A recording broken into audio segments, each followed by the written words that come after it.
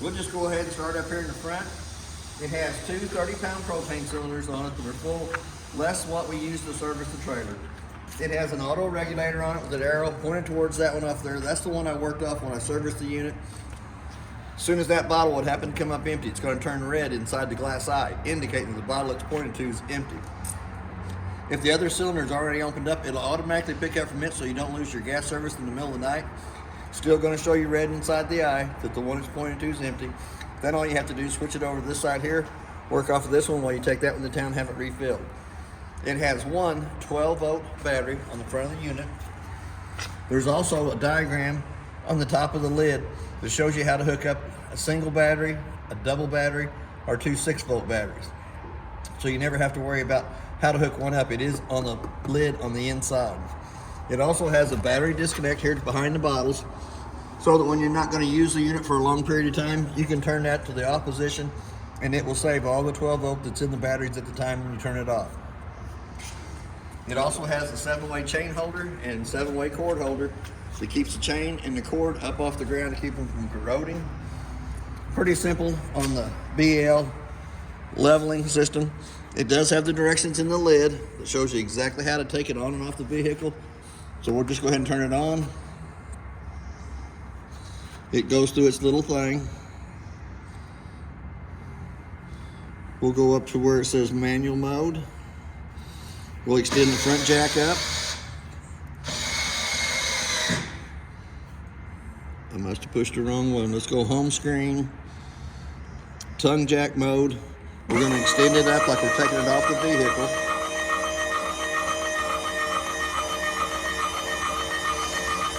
Now that we got it up off the vehicle, we're going to go back over. We're going to go into auto mode. We hit auto leveling and then OK. Then it's going to go through its little process of leveling the trailer. The two back jacks come down, the two front jacks come down, the front jack comes down. It's going to level front to back, and then it'll level side to side. When it gets done doing its thing, it's going to say auto level success in the center, letting you know that it auto leveled. And then when you get done, turn the button off. When you get ready to come back to it, it does have the instructions on the right hand side of how to get it back onto the truck. It walks you through every step, step by step.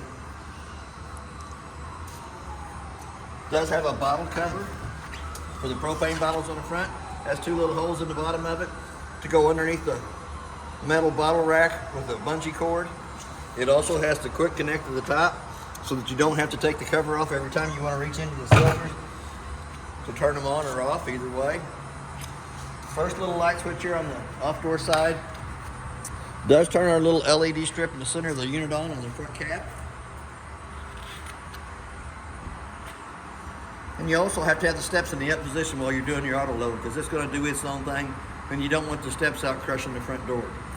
I should have mentioned that before I started. Here again, it's putting the back two jacks down.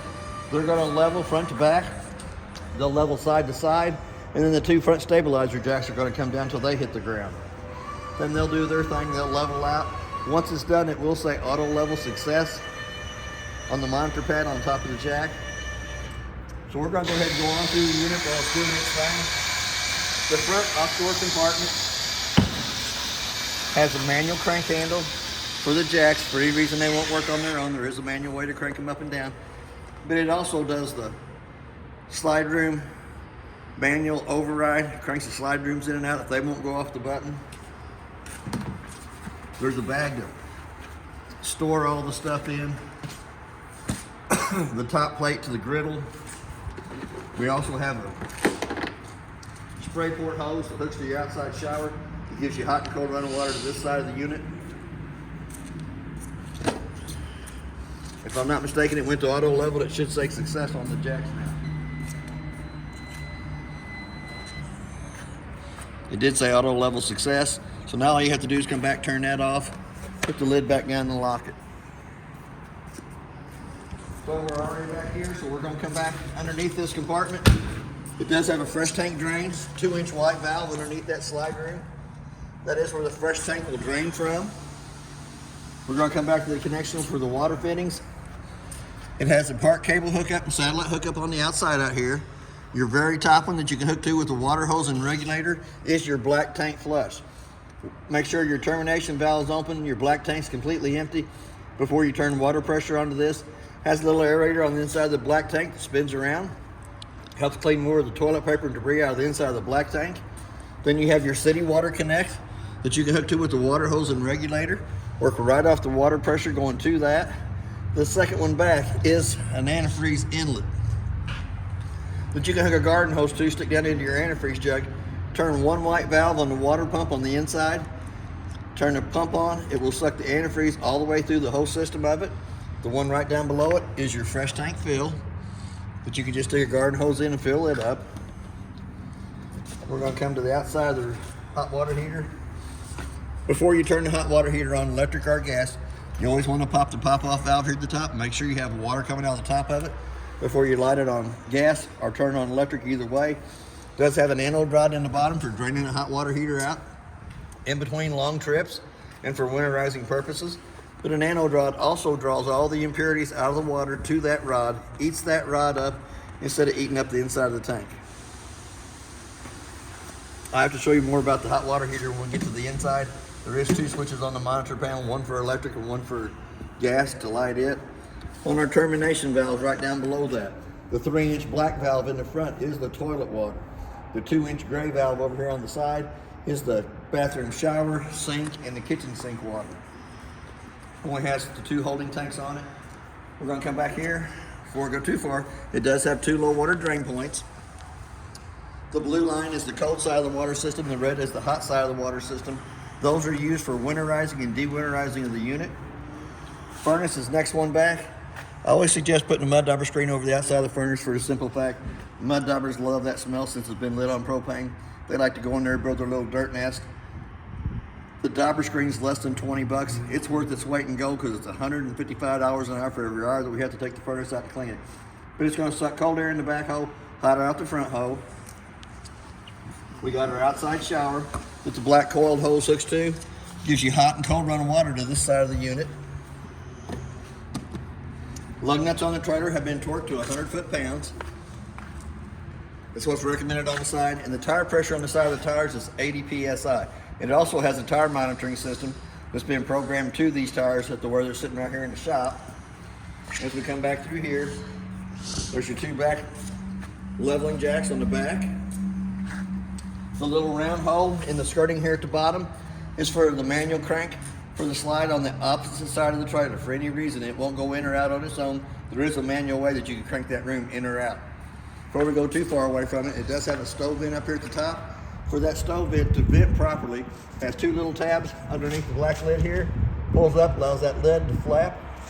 But when you're in travel, you want to make sure that that's pushed back down in place so that it don't sit there and flap till it breaks itself out. Round hole here does a slide room on the opposite side. 50-amp power cord goes on, makes a quarter of a turn, tighten up the black knob. It's 30 foot long according to the sticker on the side of it. But it does have the 2 blue lights on it. Shows that it has 110 power coming through it. Has a ladder for going up and checking the roof. My opinion is the roof is the life expectancy of the trailer. Anything happens to the roof up on top, it will start showing on the 4 corners, inside or out. Usually by the time you can see damage on the inside, it's a little too late. So every 90 days, it's good to go up and check the roof. You don't have to seal it every 90 days, but the quicker you can find a problem on the roof and fix it, the better off you are. It is also prepped for a backup camera. Has a spare tire on it. It's been air ducted pressures, but not been torqued on. It does have the plastic cover on the top of it. It also has a 2-inch receiver on the back in case you wanted to put something in it. Bicycle rack. Over here on this side, as we come up, there is a hole and right underneath here that does the manual crank for the slide room on the off door side. Here again, the lug nut's been torqued at 100 foot-pounds. The tire's got 80 pounds of pressure in them. We're going to skip right by the front door for right now. It does have a table for outside that goes onto the bar here. It's going to be in your off-door compartment when you get the unit. Has an outside grill, gas line hooked to the quick connect here underneath. On that quick connect, there is a little T-handle on top of it that has to be turned in line with it for it to have gas coming from your propane bottles on the front. It's pretty simple to light. Push in on the handle, turn it over to the side, let it sit for a minute, turn it back off, turn it back on, turn it back off. Presto, lit right away.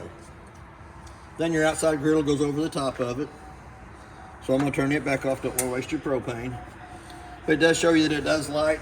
It hooks onto the same bar that the tabletop does and will be stored in your off-door front compartment. There is a place for a TV out here, coax cable hookup, a 110 outlet to plug the TV into, a mount for the TV it's in the inside wall. It'll come out here and stick on there. Second round hole on this side here is for the bedroom slide. For the bedroom slide, if it does not work off the switch, there is a manual way to crank it in and out itself. It is also prepped for another little solar panel out here. 2-prong plug-in, plugs in, and just recharges the battery on the front of the unit. Now that we're good and level here, we're going to come back to the front door. We're going to lift up on the grab handle, pull it out of the way, open the door up fully extended. And there is a door catch on the back of that if you wanted to use it to hold the door open. The main thing on the steps is once it comes out, has a little push button underneath each one of the legs, 15 to 18 slots in the legs for adjustment. It is also strut assisted, so it's not really heavy. But when it comes out, it has to lay flat in the threshold so that the front door fits over the top of it properly without dragging. To achieve that, push the little buttons underneath the legs and adjust accordingly. Excuse me, we're going to go to the inside. We'll get some lights turned on real quick. It does have a working fire extinguisher on the left-hand side as we come in. And we're going to come up to the monitor panel and we're going to start with it first. Here again, you have 3 slide rooms down the bottom right-hand corner. The very number 1 is the door side slide going out. So we're going to run it out. It's always good to make sure there's not a tree or a vehicle parked up along that side there. And once we get this out, I'll show you another little thing.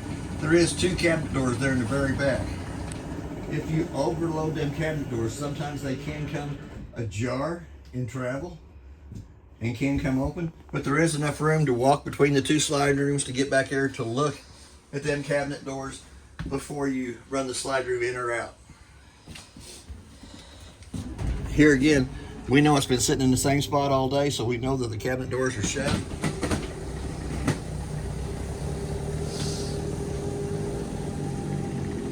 And that's slide room number 2 is the outdoor side slide. Looks like it has the same thing with the cabinet doors. Yes. With the rooms fully in, you can't see them cabinet doors, but you can walk in between the 2 slide rooms to get back there to make sure they haven't come ajar in travel. Third slide room here is going to be the bedroom slide going out.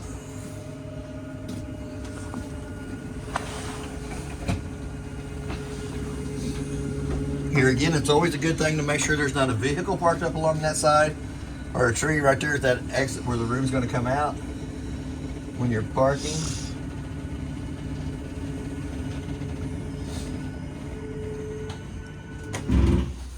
So we're going to come back up to the monitor panel at the very tip top. It shows you the levels that's in each one of the holding tanks, the fresh, the black, and the gray. All 3 of those tanks are empty.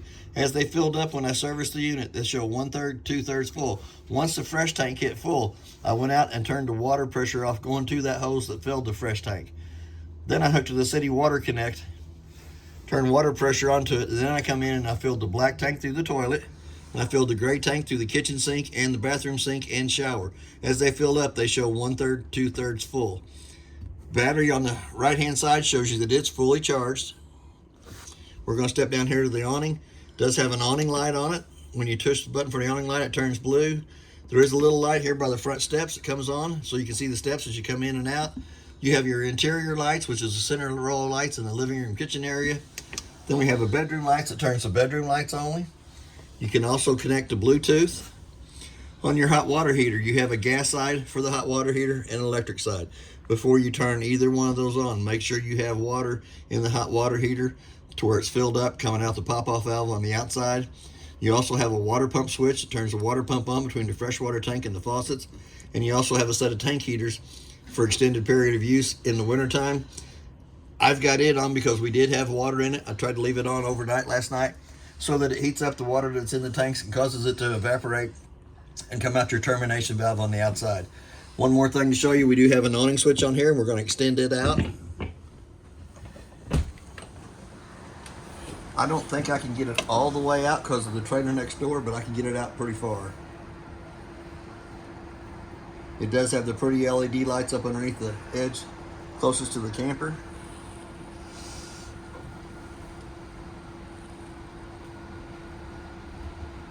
I come out just a little bit further than I got to stop. The skirting's starting to hang down at the end of it.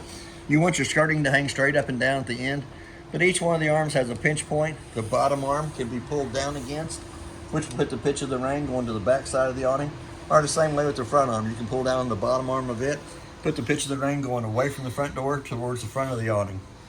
So I'm going to go ahead and roll that right back up. Since it is a little windy out, all you have to do is hit the retract button on it. It'll start going up on its own. Do you have a copy, Will?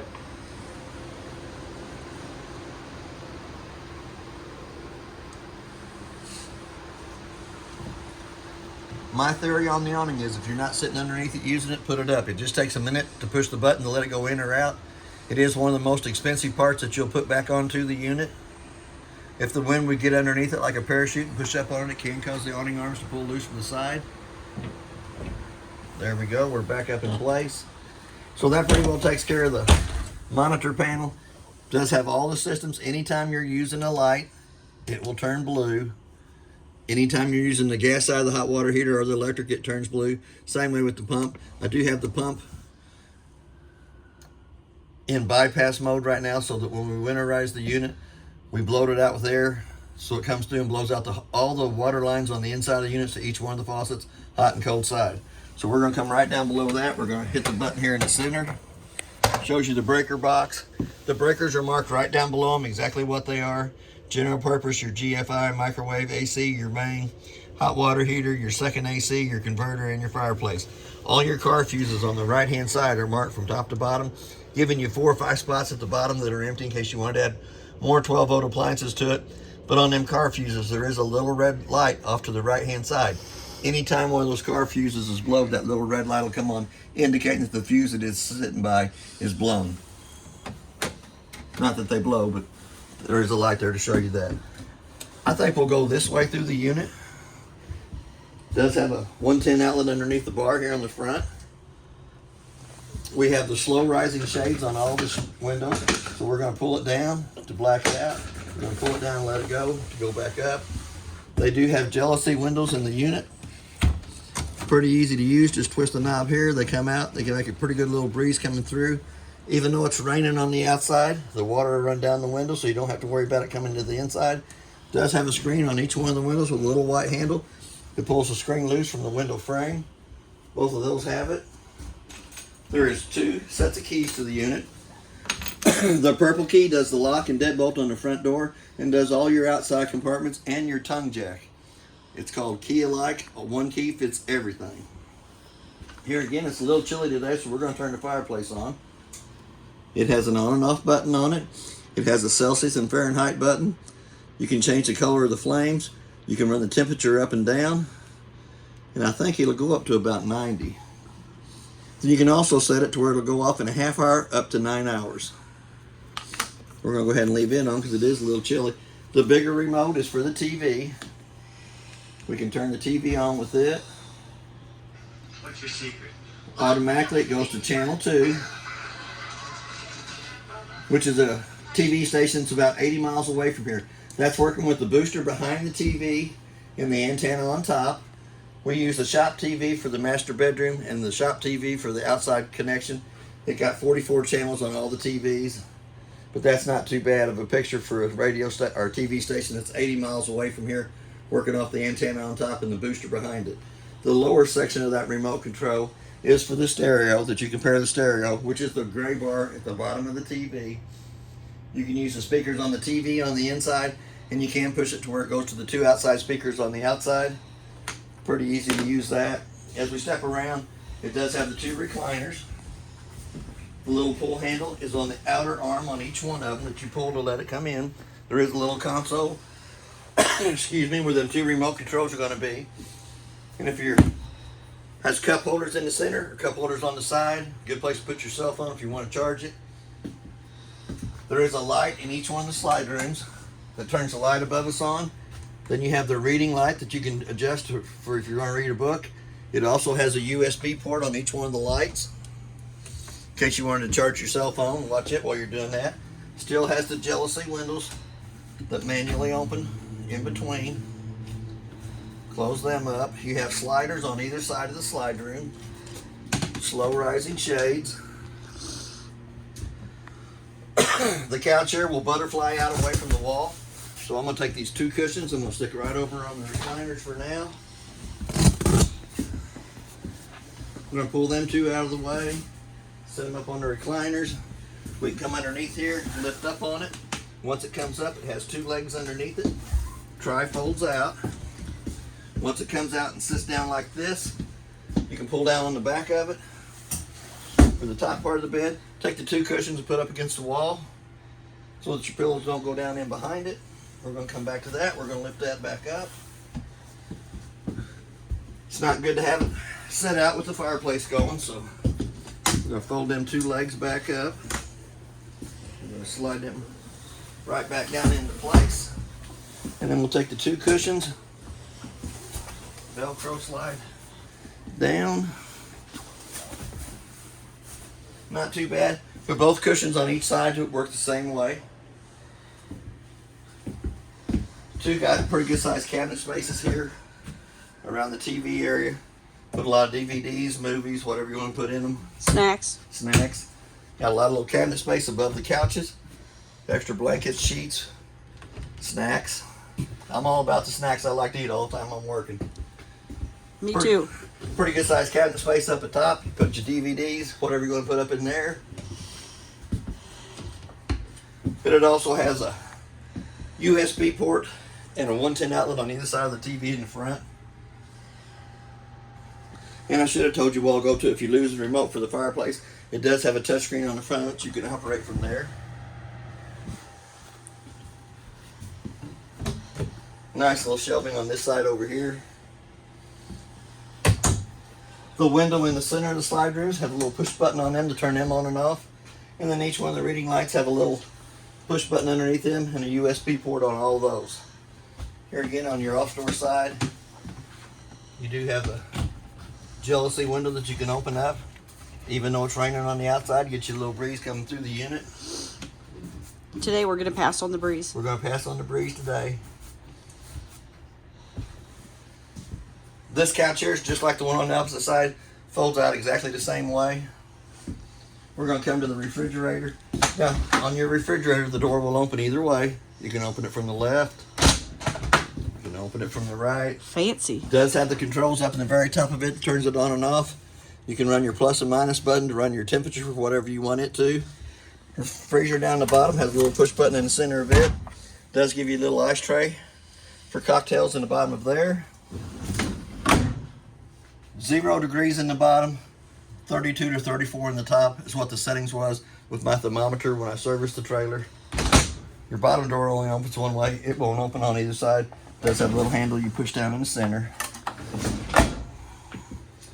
Pretty good sized cabinet space above the stove. Push a lot of extra goodies up in there for cooking. We're going to come right down below that. It does have a light for the stove top and a fan. For that fan to work properly, the two tabs on the outside hood range have to be lifted up. It allows that hood range to flap back and forth. Not that you burn your food, I didn't mean it that way. But it does have a glass stove top. Caution, hot surface. Glass stove top has to be lifted up off of the burners. Little button on the right hand side illuminates the valves on the handles. Turn them to where it says highlight position, let it burn for a minute. If you don't let it burn for a minute, it doesn't heat the thermocouple up right beside it. It'll go back off. Anytime the valves have gas coming through them, they do turn red. And you still have to hold it and let it warm up that thermocouple that sits off to the right hand side of each one of them before they burn. Nice blue flame on them. We're going to turn those back off. We're going to go down into the very bottom. If you flip that switch on the right hand side to the down position, it'll also give you a light inside of the oven. Here again, we're going to turn it to where it says pilot on. It's got its own little lighter back in there. It does take the gas for the pilot a little longer to come down into the oven. Just about the light, it's flickering, there it is. Now that the pilot's lit, you can let off the button. Let the pilot stay on for about a minute, which heats the thermocoupler right above it up, which allows the gas valve to open so you can dial your temperature up for whatever temperature you want the oven to come to. Presto magic lit. No pulling out the old long lighter or match anymore. Works right off the igniter that works the stovetop itself. So we're going to, and it does have the red when it has gas coming through it to let you know that it's on. So we're going to turn it back off, turn a little light off to the right hand side. Pretty good sized drawer down below it for pots and pans. Pretty good sized cabinet off to the right hand side of it for more pots and pans. Does have the 110 outlet on the bottom of the cabinet up here at the top. In case you wanted to put a coffee pot over here or toaster, something like that. We're going to fold that back down. You always want to make sure that griddle's cold to the touch of the hand before you lay the glass top back over the top of it. We have 2 heat vents coming out this side over here from the furnace. We do have another 110 outlet that is GFI protected since it is close to the sink. One more cabinet light up here at the top that turns the light on above it. We do have the fancy little strainers on both sides. Here again on the faucet, you'll have hot water on the left side, cold water on the right side. And to get water, you have to pull it towards you. Yep, and you have to pull it towards you. You can't just flip it to the left and think it's going to have hot water. You can't flip it to the right. You actually have to pull back on the handle for it to have water coming out of it. They do have antifreeze and the P-traps on the unit. We do have a nice little microwave up here at the top, which is really good for warming my breakfast sandwich up, my lunch in yesterday. Did an excellent job. Pretty good sized cabinet space down underneath there. You can put a trash can, whatever you want in there. Another 110 outlet off to the right hand side of the kitchen sink. Put your little radio up there and listen to the radio while you're washing dishes or whatever. It also has a filtration system that goes onto your water hose before it hooks to your unit. It also has a tire monitoring system that has been programmed to your tires. It's not in the box yet, it's right down here below us. There is an extra bracket for a TV. There is the manual book that shows you all the little goodies about Rockwood. Even give you a few more little stickers here in the back. It's got a very important piece of information here. That is the information appliance sheet of the appliances that's in the Rockwood. For any reason, any of your appliances would happen to stop, it tells you what they are on the left hand side. It tells you who made them right next to it. It also gives you a serial number and a model number of all the appliances that are in the unit, which is pretty neat. Because that's the first thing the warranty guy is going to ask is for a model and serial number of the appliances. This is for a little towel bar that you can mount in the bathroom wherever you want. Here is the little tire monitoring system. We'll turn it on, kind of give you a quick go over of it. It goes through its little thing. It tells you who's made it, tells you cost, and it's got a lithium battery in it. Then it goes through the settings of the tires. And you can hook up to 4 different trailers with the same tire monitoring system. You just have to program the system to whatever tire pressure is on the unit that you're pulling. Here again, it's 32 degrees outside. The tires are set at 77 degrees, which will make them 80 by the time they warm up. So it's going to go through its little deal there. In this bag, they give you an extra coax cable for a TV for your master bedroom. They give you 2 little metal hangers here on the side for the clothes or towel rack, the toilet paper holder. They give you a sewer hose hookup coupler. This will go in your shower if you wanted to go in the shower and you kind of use it as a tub. But they also give you some markers in here for coloring of the wood that's in the unit. There's 2 different colors of wood. There's kind of a white looking walls and that. The darker color does your cabinets up here at the top. Then you also have the felt tip marker. It does have instructions, 1-touch kit, sets up for the whole unit. Bag's empty now, so I'm going to put all this right back into the bag.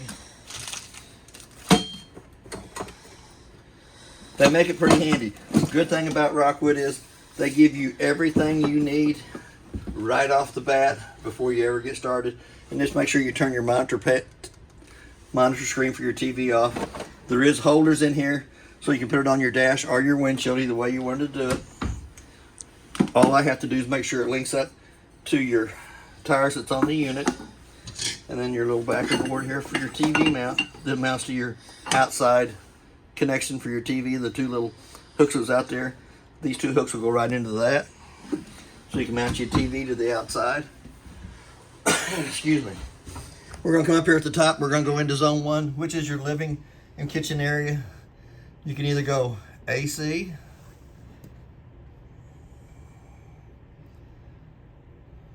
It's set at 70. The room temperature is 64 already, so it's actually colder than that. We can just bring the button down. We'll bring it down to 60 to show you that AC in the kitchen living room area works. We'll turn it off automatically. We'll go to the gas side of it, which is the heat, which you really want that today. And we're crank it back up to about 70. Here again, furnace just kicked on. Fan's gonna run for about a minute. It's gonna have a little igniter on the outside that click, click, click, click, lights the furnace. And then you'll be able to tell the temperature change in the room when you touch the vents. There's a vent in the floor in the master bedroom. But you have zone 2 too. Zone 2 is just your air conditioner in your master bedroom. I had it on earlier, set it at 60. It brought the trailer down to 60. It was at 70 degrees earlier this morning because I'm kind of a sissy. I like to be warm when I work. We're gonna come into the master bathroom. It does have a light switch on the wall that turns the lights above us on. We do have a fantastic fan right above the toilet area. Pretty simple to use. Pull down on the black handle, which loosens the lock on the lid up top. We're going to open it up. Fan speeds. You have 4 fan speeds for that. Starts out low. And you got your second speed. Cranks it up just a little faster. Third speed. When you're taking a hot shower in there, you'll want to put it on number 4 so it does the maximum drawing through to take the moisture out of the bathroom area. It does have an off button on that fan too if you wanted to just turn the fan off and leave the vent up on top open. When you go to crank the vent back down, once you got the vent cranked down fully, locked down in place, push back up on the knob, which puts a lock on the lid up there to keep them coming open during travel. It does have the round white vents in the ceiling to bring AC into the bathroom area. Has a little white vent on the bottom of the shower down here that brings heat into the bathroom area. If you take the 2 screws out of that bottom paneling there on the right hand side, it will access you into the water pump. The water pump has a 1 white valve set up on the side of it so that when you get ready to winterize the unit, you can hook to the outside winter connection on here. Turn that white valve in line with it. Turn the water pump on. It sucks the antifreeze from the jugs through the whole water system of the unit. 2 more valves down here in the bottom for the hot water heater. They are in the bypass mode, so they're like this. So it makes a loop at the back of the hot water heater. When you get ready to put water into the hot water heater, loosen that panel up, take it out, turn them 2 white valves right towards the back of the hot water heater, which lets the cold water go in the bottom, hot water out, come out the top. We're going to open up the shower.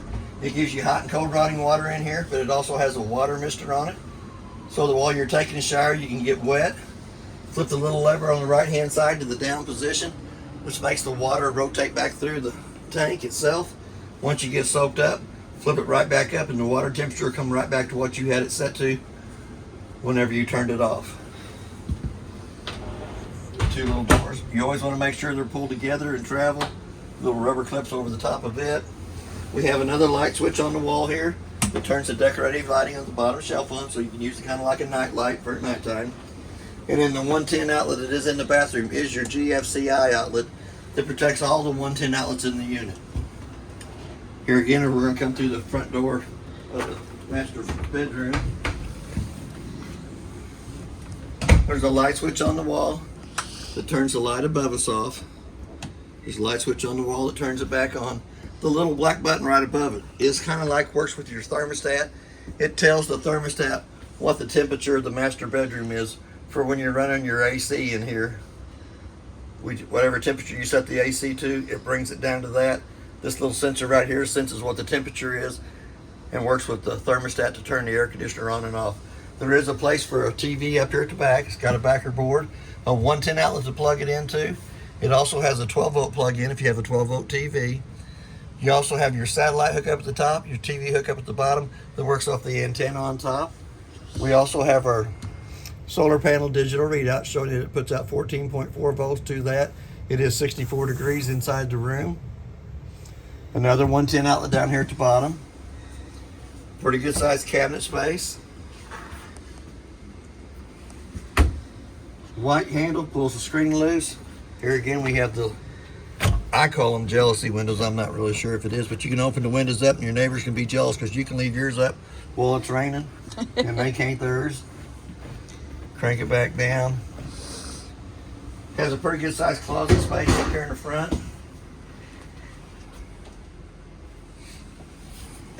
Two main big drawers down at the bottom and another cabinet door off to the left hand side. A lot of storage in the master bedroom. There is a 110 outlet on either side of the main TV or window in the living room and a USB port on either side. You do have the slow rising shades that you can pull down that will hook with a magnet on the window itself. I got to pull it up just a little bit.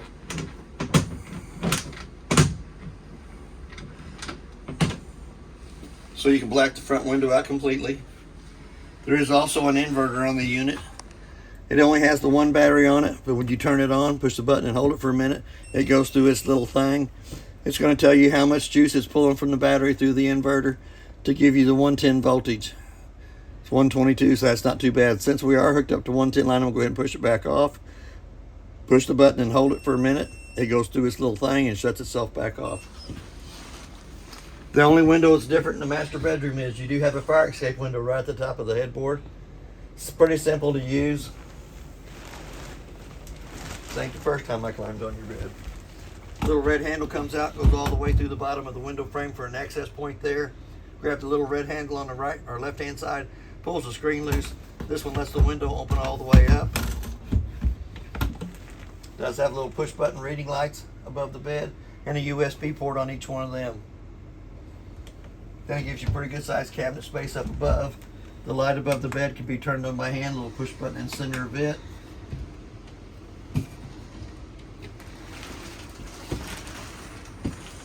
I didn't do a very good job of doing that bit, she either did it. But you can also lift up on the mattress. Gives you two big drawers down at the bottom, but also gives you access to your outside compartment. Very nice. Have a lot of little snacks in there. Absolutely. And I'm all about eating the snacks. Me too. That is basically everything. Oh, I'll go ahead and show you. It does have 4 screws in this panel here that will access you into that inverter if for any reason you need to access into it. It does have the quick cool down on the AC on both ends. You can close them back off. It goes to the round louvered vents in the ceiling. It does have a black filter on either side. I do know that the cleaner you keep them filters, the quicker it will cool down to the temperature you set it to, and it will maintain its temperature better if those are clean. Those will attract a lot of dust. Not that you're dirty, but it will attract a lot of dust to those 2 filters. The cleaner you can keep the filters, the better off the ACs run. And that's in the living room and the master bedroom. We also have a round vent in the floor that brings heat into the master bedroom area. That is basically everything on the unit. If you have any questions, I'll try to answer them the best that I can. And thank you for your time.